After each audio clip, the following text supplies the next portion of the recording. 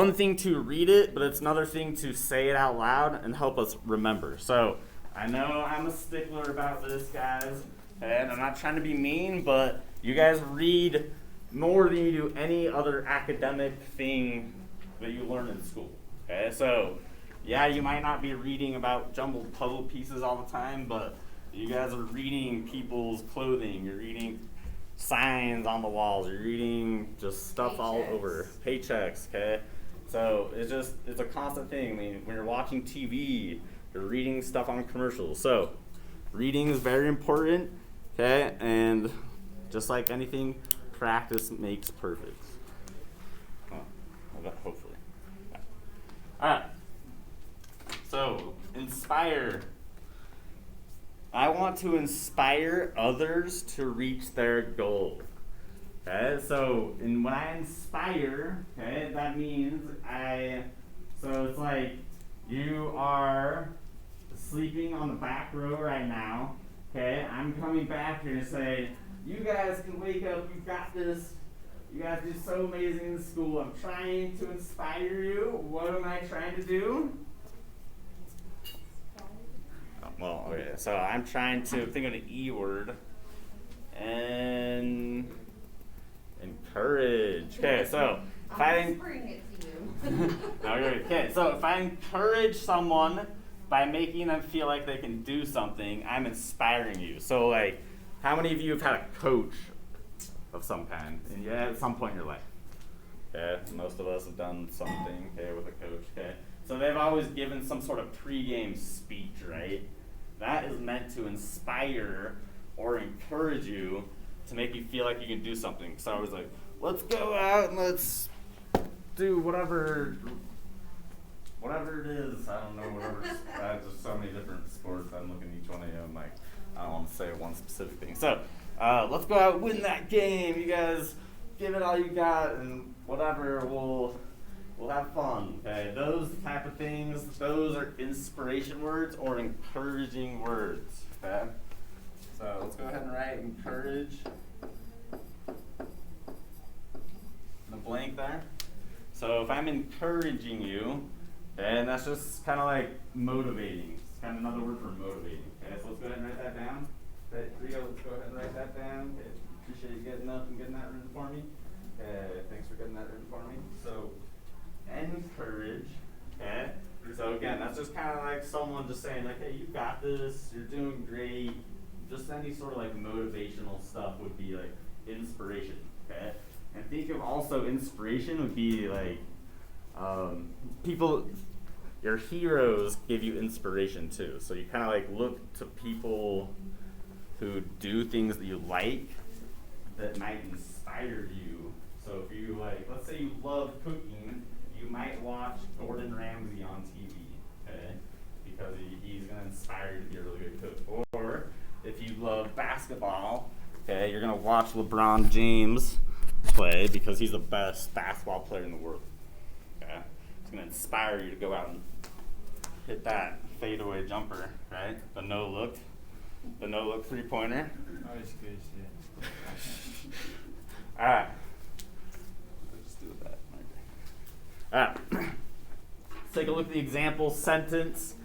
Okay, so I'm going to read it out loud. When I pause at the bold word, I want you guys to say it with me, okay? So, who is someone who inspires? Thank you, McKaylee. That would be McKaylee. Catch, McKaylee. We'll get you something in a little bit. I don't want to hit you with it. Okay, not right. Okay, so who is someone who inspires you to do your best? Okay, who is somebody? So you can think about like a hero, could be a teacher, could be a parent, could be your older brother or sister. Just anybody who gives you encouragement. Maybe it's your mom. She tries to wake you up in the morning to go to school. Okay, even though you're like, I'm just so tired. You're like, just come on, I'm gonna make you breakfast, bacon and green eggs and ham. No, as long as they're not green. Okay, so someone who, I'm going to put inspires, and me to do my best is whoever. So it could be, like I said, like my brother, my teacher, my friend, my hero. It could be Superman. Wonder Woman. Okay, I don't know, whatever, anybody. Okay, and you can make something up if you can't really think of somebody who inspires you. You can just make up somebody. Any of those one examples I've said. Could be a teacher. Okay, because why? Okay, so why do they inspire you? So if it's maybe it's Donovan Mitchell. Okay, inspires you to do your best because he's one of the best basketball players, and I want to be like him. Okay, so. Maybe I want to say my soccer coach because he gives really good speeches, okay? Or he tells me I'm awesome, okay? So just think of somebody that inspires you, and why do they inspire you? Okay, so I'm going to say if something inspires me to do my best is my parents.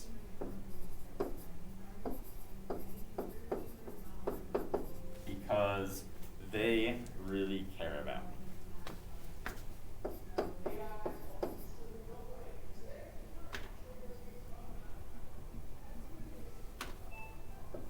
Oh, time for me to wake up.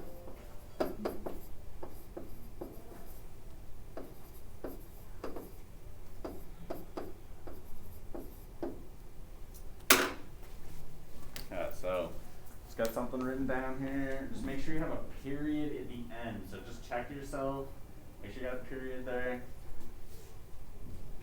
Very good. What does it say? What's your sentence? Coaches. Dylan. Okay, so I'm gonna trust that out. I'm gonna have you spell it the right way, so you just kind of see that. So C-O-A-C-H. Right here. Someone who inspires me to do my best Okay, is so you're kind of thinking coach. because It's like a T, C, T word, whatever. Just So make one up. coach, We're writing it's like sentences. C-H, okay. Yeah, that's right. Dylan. Hey, you did it, bro. Let's see. Oh. Good job. Thank you. Rigo, It's hard to tell if your face is on the desk the whole time. Rigo, who inspires you, buddy? No one. Nobody? Make it up. There's got to be Superman. somebody that maybe you. Who's your favorite superhero? Okay, Rigo, let's take that whatever's in your ear out of your ear. Okay, never mind. Look, that blue light flashing up in Those are headphones. So take your. Beanies. What's your beanie doing with the headphone in it? I can see a blue light flashing in there. Sneaky, sneaky. Interesting. So, Rigo, you need to turn that off, whatever's in your beanie, because I don't know why a beanie has blue light flashing inside of it. Never seen a hat like that, so it's not headphones, then it's gotta be Bluetooth speaker.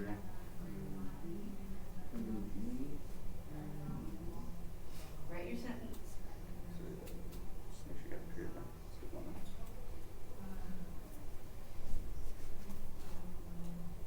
So, is yourself. Okay, so why do you inspire? What do you do to inspire yourself? Huh? That's okay, so who is somebody that like helps you with school, like outside school, that helps you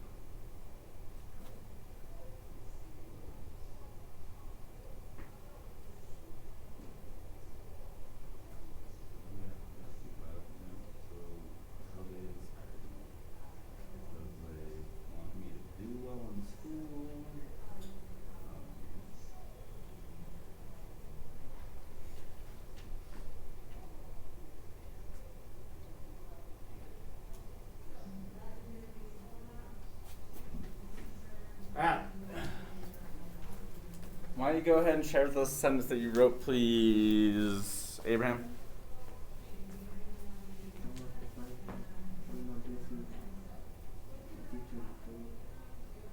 So I can't really hear you. Can you talk a little? Or can you talk a little louder? Just when you're talking straight down. Someone who inspires me through my best is my teacher, because they want me to do my best. Okay, so a teacher is someone who might inspire you because they want you to do your best. Okay, so somebody who wants to do your best would probably encourage or inspire you, right? Okay, and that's a really good sentence. Okay, appreciate you sharing that with the class, Abraham. And why don't you go ahead and share this with you, please, McKaylee? Someone who inspired me to do my best was my mom because she worked hard. Because she what? Worked hard? Because she worked hard. Okay, so someone who inspires McKaylee is her mom because she works hard. Okay, so that encourages McKaylee to also work hard. Okay, really great sense, McKaylee. Thanks a ton for sharing that with us. Okay, let's take a look at the next word. Next word down. Okay, everybody find it with me. The word is rage. What's that word, everybody? Rage. Rage. Thanks for saying it with me. Everyone, just want to hear everybody say the word with me. The word's rage. What's that word? Rage. Okay, I hear the nice front half of the class, plus Kaylee. I need to hear the back half of the class too. That word is rage. What's that word? Okay, now I want to hear you whisper it. What's that word? Okay, now I want you to sound it out with me. Ready? Go. Rage. Okay. Alright, so, the argument between debaters raged for hours. Alright, actually, let me do better. Okay. The argument between the boyfriend and girlfriend raged all night long. Jesus, that wouldn't be good. Okay, but if you've ever lived in an apartment before, you've probably heard someone yelling and another one and raging a little bit.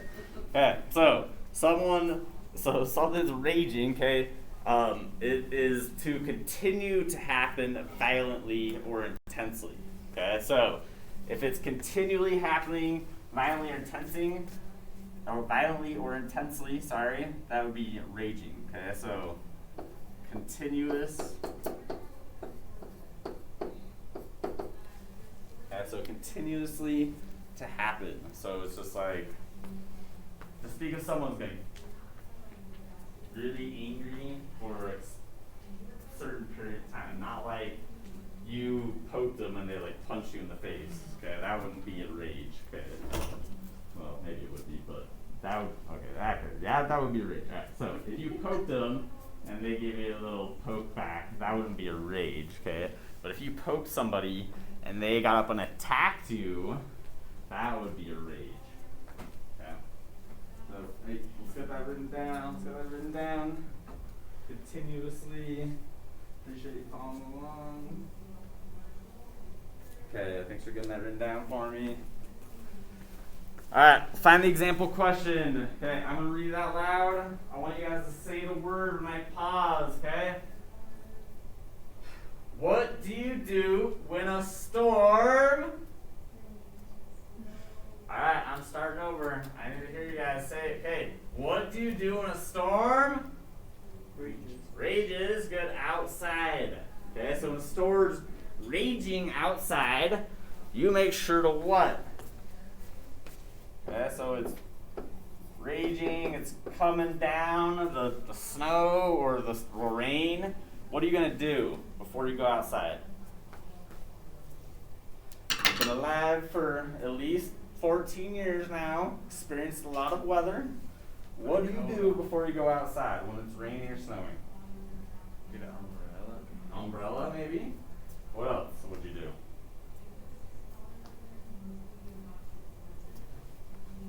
Yeah, why don't you guys think of something? So make sure to bring an umbrella, and make sure to wear a jacket, and make sure to dress warmly. Okay, I make sure to wear rain boots, okay, or waterproof shoes. Okay, I'm going to put when a storm Oh wait, sorry. It's not supposed to be raging. It's supposed to say rages. My bad. Read that wrong. Rages.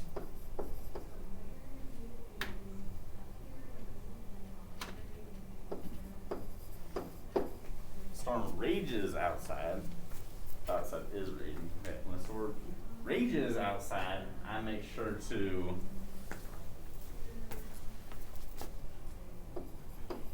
wear pants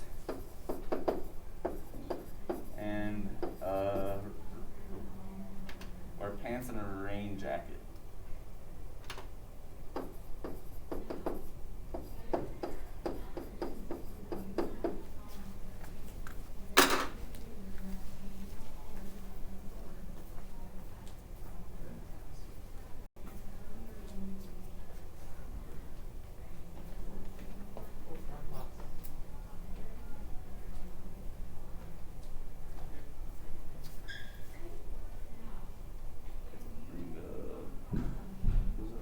Umbrella. Okay, so pass that out for this one. So it's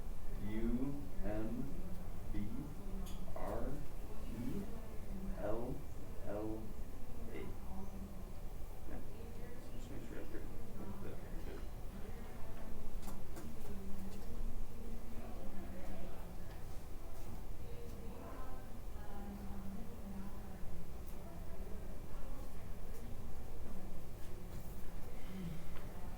Okay, everyone got their sentences written down. Wayne, go ahead and share this what you wrote, please. Charlie? When a storm rages outside, I make sure to wear a jacket and a sweater. Ooh, yeah, so when it starts raining outside, you're gonna make sure to wear that jacket and a sweater because it's, pretty violent when it's raining. You don't wanna get wet, okay? It gets a little intense out there sometimes when it's a blizzard. Okay, so make sure you wear that jacket. Great sentence, Charlie. And go ahead and share this with you, please. Brady? When a storm rages outside, I make sure to bring an umbrella. Good. So you might want to bring an umbrella when a storm's raging outside. That's one way to keep yourself drier than if you didn't have an umbrella. Okay. Really great sentence. Braden, thanks a ton for sharing that with the class. Okay, we got two more vocab words. Two more vocab words, just one on the bottom of each page. So look at the bottom of page 218. Okay, that vocab word in the little tan box. The word is stocky. What's that word, everybody? Wait, I didn't hear you guys. The word stocky. What's that word? Okay. Stocky. You guys probably heard this term. So stocky. You guys need to go for a walk. Stocky would be short, heavy, and strong looking. So just think of like a thick person. Okay, a thick, buff dude. Okay. Probably thicker than any of us in this room. James? Oh, LeBron James. Okay, yeah, he would be stocky because he's like freaking thick. Okay, yeah, so good comparison there. All right, so that's just stocky. So just think of like a big, thicker person. Okay, and then the other word on the bottom of page 219, the word is hurling. What's that word, everybody? Wait, Charlie, did you just like mumble something there? Was that even a word that came out of your mouth? Okay, so the word's hurling. What's that word? Wait, what's that word, Charlie? Wait, word's hurling. What's that word? Charlie? I don't know what it is. Bottom of page 219. Oh. Hurling, yeah. Okay, so hurling is throwing with a lot of force. Okay, so just think of like, okay, anything you throw, you're gonna hurl it. So if you're gonna try to throw a rock, a ball, okay, anything hard, okay, who has been really angry in their life before and thrown something? Okay, you don't need to tell me what it was or who it was at or what it was at, okay? That's most of us in this room probably. So when you get angry and you throw something, you are hurling it. You're throwing it really with a lot of force, okay, because you're really ticked off, okay, about whatever it is, okay? I know I've thrown some stuff before. Okay, not a good thing. It's good to control yourself, but it happens. Okay. All right. So we're gonna finish reading this story about the dawn of D-Day. So the conclusion of it. So just kind of remember what we've read so far. Actually, before we kind of talk about this, I want you guys to just take a look at the pictures on the pages. Okay. So if you take a look on page 218. Okay, we got some picture, it looks like a bunch of troops, and there's a parade maybe. Okay, if you look at the header up there at the top, it says, after the successes on June 6th, the Allies continued fighting back against the Nazis, and they retook Paris, France in August 1944. Okay, so this is probably just people celebrating that they regained their land, I guess. Okay, so here's what we're going to do. I'm going to read the first 2 paragraphs out loud. Okay. The last 5 paragraphs, when I pause, I'm calling on specific people to say the word out loud. So we actually get you guys to participate here. It's not just one person saying the word. Okay. So I'm going to read the first, basically, couple paragraphs on this page. Okay. And then once we get to paragraph 21, you guys will join me. Okay. As we're reading, though, I want you guys to be thinking about the key idea question. Okay, so look at the key idea question on the top of page 219. Okay, just look at it and just start reading it. Okay, I'll read it out loud, but it just says, what was the result of the D-Day invasion? Okay, so I know result has been one of our vocab words before, and it just means like the ending. Okay, what happens at the end? Okay, so what was the result? What happened after the D-Day invasion? Okay, so they did it. What happened after? Okay, so top page 218. I want you guys to follow along with your pointer finger. Okay, so you actually are reading along and you know what's going on in the story here. And then, like I said, once we get down to paragraph 21, you'll join me. Okay, just to kind of remind you where we're at in the story. Even though First Lieutenant Moody and his men made it up onto the cliffs, most of the Allied soldiers are stuck on the beach. Okay, so remember, yesterday we read that the soldiers were on the beach, but they're up against the cliffs, and then one of the soldiers decided to tell people, hey, let's start climbing up. So they started climbing up the cliffs. Okay? We're going to read this last section to find out how the Allies break through the German defenses and accomplish their mission. Okay? So I'm starting right here on the top page 218.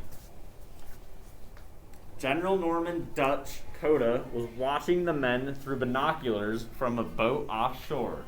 At 51, Coda was the oldest soldier at Omaha. As a general, he was supposed to stay on the ship and radio in commands. But this was crisis time. Dutch tossed out the rules, grabbed a gun, and waded to shore. The men at the seawall suddenly looked out to see this stocky man running across the beach. He was fearless, a soldier recalled. At the seawall, Coda inspired the men into action. He spoke these now famous words. Gentlemen, we are being killed on the beaches. Let us go inland and be killed. Soon the soldiers were picking up weapons on the beach, finding helmets, and cleaning the sand from their rifles. Okay, so just kind of imagine this. Everyone's kind of hiding on the beach, afraid of the gunfire. Okay, but the general comes in, he says, okay, you guys rather die here or die actually fighting, trying to fight? Okay, so it's kind of setting the stage for what's kind of happened next. Okay, so paragraph 21. So I need you guys following along. So I want to see pointer fingers. Abraham wants to see pointer finger out on paragraph 21. McKaylee, Braden, like see your pointer finger there. So remember, when I pause, I'm going to call a specific person to say the word. So if you have your pointer finger, this is going to go by a lot quicker. Alright? And this is what I expect. So, Abraham, I need you to see your pointer finger. Okay. A rain of German bullets killed many, but Coda led the... Abraham? Rest. Good. Up the bluff. Finally, they could meet the enemy face to face. Okay, flip. Next page. Okay, so he convinced them to go up the hill, up the cliffs, and now they're facing off. So let's see what happens. Okay, paragraph 22. Every minute, more Allied Braden Troops. good. We're storming up the cliffs and battles atop the cliffs. Now, McKaylee, Rage. good. Firing flamethrowers and hurling grenades. The Allies flush the Charlie.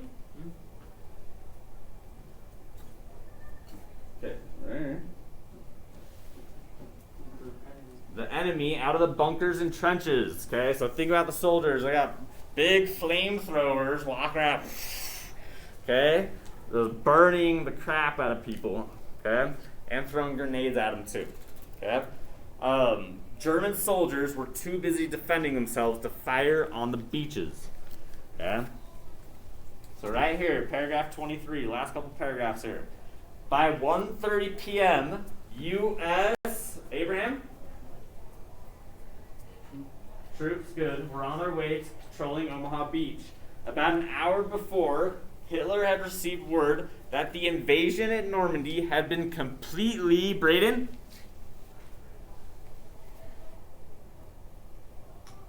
Smash. Good. The report was very wrong. Okay, so basically the leader of Germany, he got a report that they were winning in terms of like they were doing a really good job. They were doing a good job, but basically they got word that they had like totally wiped out the Allied soldiers. That was not true. Okay, so last couple paragraphs, paragraph 24. Time and again, Allied troops reached their Charlie.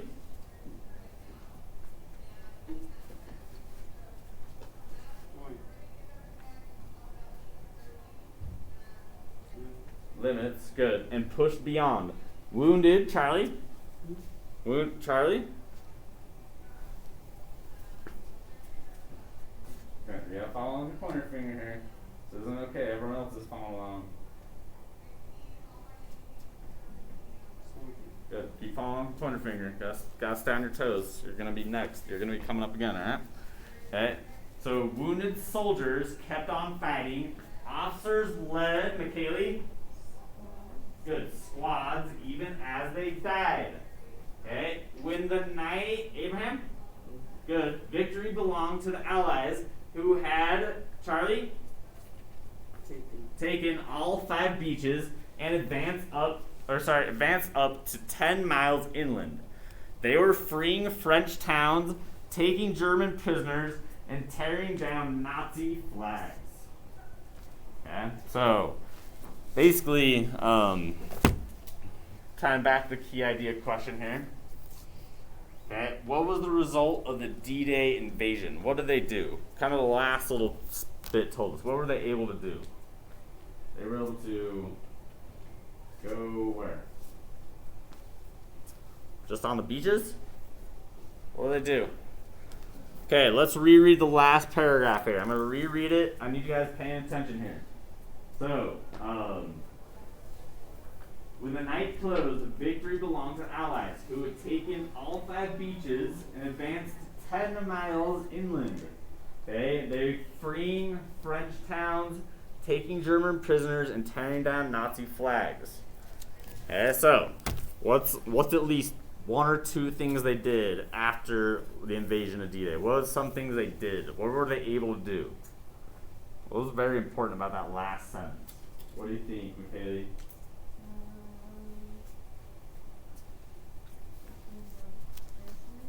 Okay, so they took prisoners. Okay, so that's really good. What happened? What does it say right before that? Oh, taking free. Yeah, so they freed French towns. Okay, so Germans were occupying a bunch of French cities. Okay, so the result of them coming in there is they were able. Let's just kind of summarize it. They were able to free French towns. Okay. Or I'll say they took the beaches and then freed French towns. Okay.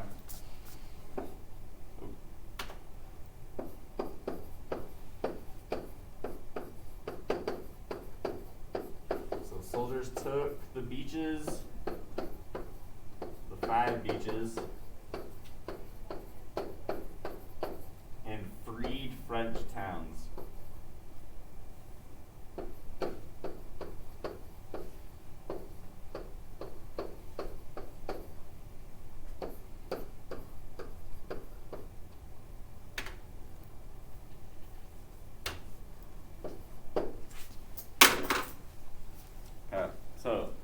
once we get that written,